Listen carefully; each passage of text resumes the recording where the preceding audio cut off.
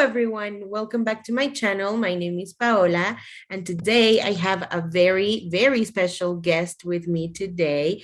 RM, would you like to introduce yourself and let the people know why we're here? So I'm RM Virtues. I am a romance author. I'm probably most known for my Greek mythology series, Gods of Hunger. And I have a new book coming out called Let Me In, which is Gods of Hunger Book 3. And it's about Dionysus and Athena. I love Greek myth and I love Greek myth reimaginings. And you've taken on Hades and Persephone and Aphrodite and Hephaestus. So, what's exciting about Dionysus and Athena? Like, what drew you to them? So they were actually the first ship that I really got into or got acquainted with Mhm. back when I was doing like forum role play. And it wasn't anything like specific. Obviously, they don't get together in the myths. They're one of very few couplings that don't happen in the myths. So um, I think what drew me to them most was just like the kind of opposites attract thing because, she was always depicted as sort of stoic and stern and, she's very wise. And whereas he was obviously the god of madness and wine, and um, he was always like the party boy that went out and you know was always on the move, always on the run, always doing something.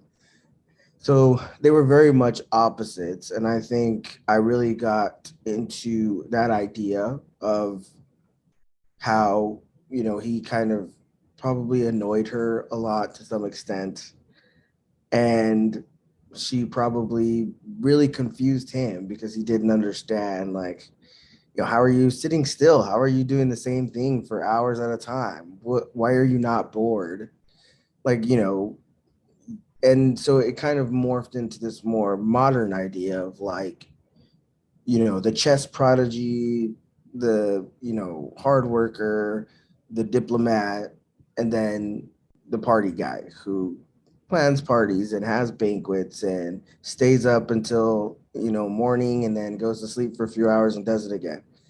And how they could be best friends and sort of grow up together and have these ideas about each other that sort of morphed into these very good traits that they loved about each other and accepted and were appreciative of, but they still didn't quite understand why they worked. And so, because of that, because of not really understanding that connection or why opposites attract or why it was okay to love somebody who was so different from you, you have to wonder, well, how would they get into a relationship? Even after they knew they loved each other, even after they knew they were attracted to each other, how do you progress into a relationship when you have all of these differences? So I thought that would be really fun to kind of play out. It's been really fun to play them out in all those different mediums before coming to their novel because they are very important to me. So I've been taking great care with this book and sort of going very thoroughly through first draft, first edits, and just letting them tell me the story. So it's been really fun just to kind of have like this slow down moment of like, it's just a love story. Like there's a lot of external conflict, but it's also this thing of, I mean, we've been friends for almost 2 decades, and why not? Why can't we be together? So that's been a fun time. Oh, I love that. I love the why not aspect of Friends to Lovers. I'm so excited about this book. Um, so what has been rewarding about exploring and reimagining Greek myth from your point of view? I think the most rewarding thing is definitely being able to see myself in these characters, because obviously in a lot of popular media, they are depicted as very homogenous society, which was not true. They're a very multicultural society. They had a lot of people coming in and out of Greece, ancient Greece.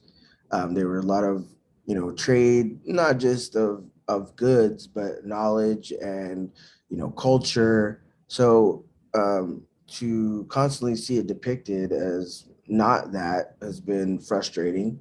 So being able to reimagine it and write it in my image really is just to be able to see,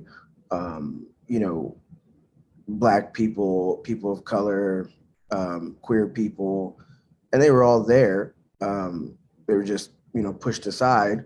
And so to be able to put them back into this world and make it a world where they already fit in, they already belong. It's not a constant fight for, um, you know, acceptance and, acknowledgement that they already are in this world and own this world has been the most rewarding part of being able to write it. Yeah, Greek myth is super queer. I don't know why people don't see it that way, but it's like super queer. So I'm very excited about your series. So this is the fill in the blank section. The first book I loved was. It was probably The Land by Mildred Taylor. It was the first book that I read multiple times and was really attached to, and not loved in like oh, this makes me feel great kind of way, because it was, again, is pretty traumatic, but it was this feeling of like, oh, like we do these things, we can do these things, we have a lot of power in the situations that we are put into.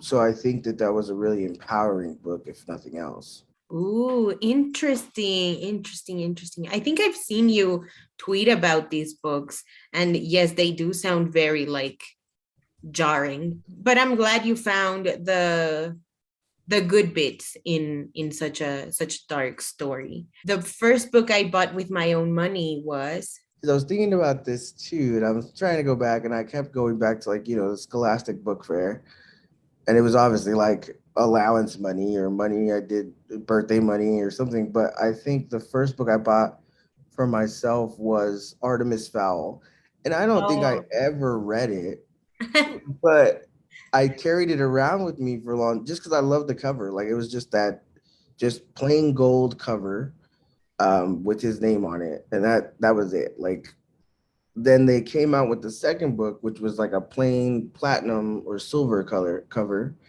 and I got that one too. And I just carried them around with me because I always planned to read them, and Mhm. then I don't know if I ever did. I'd have to go back and like actually look inside to see if I remember it, but I just really loved the look of those covers and like walking around with them. Like, they were always in my backpack for like 3 years of school. So it was like, yeah, I really did love looking at those books, if nothing else. Yeah, beautiful book covers have a way of like tricking you into thinking that you're one day going to read them. And Yes. then sometimes we never do. My first book idea was. It was probably a romance, but it was probably very basic. I used to write just the endless, romantic scenes, and did not know how to end a book. So it was just like notebooks upon notebooks of the same story, I feel like. I mean, the first cohesive book idea it was probably something to do with, I mean, magic or wizard. Basic romances sometimes can be good. So, yeah, and I like that that was your starting point because that's where you ended up. Not basic, but romance. Right, yeah, and I never would have thought so, but yeah, here we are. So that's good. That's a nice full circle moment. The song that reminds me the most of my book is. I think of The Night by Bastille, which is a song that was, I mean, it was integral from their inception as they are featured in this book. That song that kind of encompasses the feel of the book and like the mood. And if you were a book, what section of the bookstore would you live in? Honestly, I don't know. Like, I feel like being a hopeless romantic, I probably would be in the romance section. It just depends on what I'm feeling like that day. So, You're divergent. You cannot be controlled to a exactly. genre in the bookstore. If you could take on any other mythology to reimagine, which one would you choose? I actually do have plans for other mythology, which I mean, the two main ones would be Egyptian and Mm, Norse. I don't know if it'll be quite like Gods of Hunger. mm. I don't know if I could write another series of this length without magic. Like it's the one regret I've had about the series is not putting magic into it. Definitely be doing Egyptian myth probably first, back to its roots without taking anything away from it. And I think it's also the myth that, well, is kind of, runner up or second to Greek myth in a lot of ways, where as far as popular media is concerned. We never really get like a full look at the pantheon and what was going on in those stories. Like there are a lot of stories that don't get covered and a lot of gods that don't get covered. I'm excited to see you take on different mythologies, especially Egyptian. And then too, like in general, like I have been working more on horror projects and preparing horror projects. And I think something that's been, because obviously growing up in New Mexico, you hear a lot about different either Mexican or Mexican American mythology. And a lot of that was used to scare us into being good kids. So I've really been trying to incorporate more of the Mexican lore and mythology into my writing. I'm so excited. Do you have anything else you would like to plug? I know you're on Patreon and stuff, so. So I am on Patreon, and that's where I usually post updates first, excerpts, and then also bonus content. But I'm planning hopefully 5 to 6 projects this year. The first one being Let Me In. And then after that, I also have the next book, the beginning of the main series in the series of sacrilegious events, which is Sing Me to Sleep's intro. And that'll be out this summer. And then I also have a mummy reimagining, which could be considered a part of the Egyptian myth world, because it'll probably come from the same place, follow the same lore, but it's basically the prequel story in the Mummy of Imhotep and Anaksunamun and their actual love story, um, basically with Black people. A series of sacrilegious events. I love that name.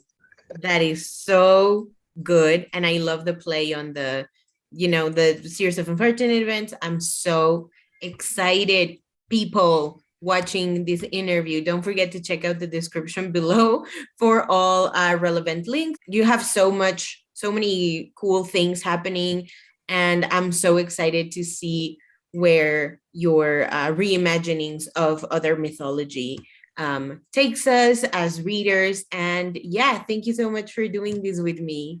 Thank you. It was so fun. I was really looking forward to it because I know we did the Yeah, virtual book fest together, but we didn't really get to talk. So this was good. no, I know. Oh yeah, I should also leave links down below for RM's participation in Virtual Indie Book Fest. And yeah, again, thank you for being here today. Thank you for watching, people at home. All relevant links in the description below, and we will see you in another one hopefully soon. Bye.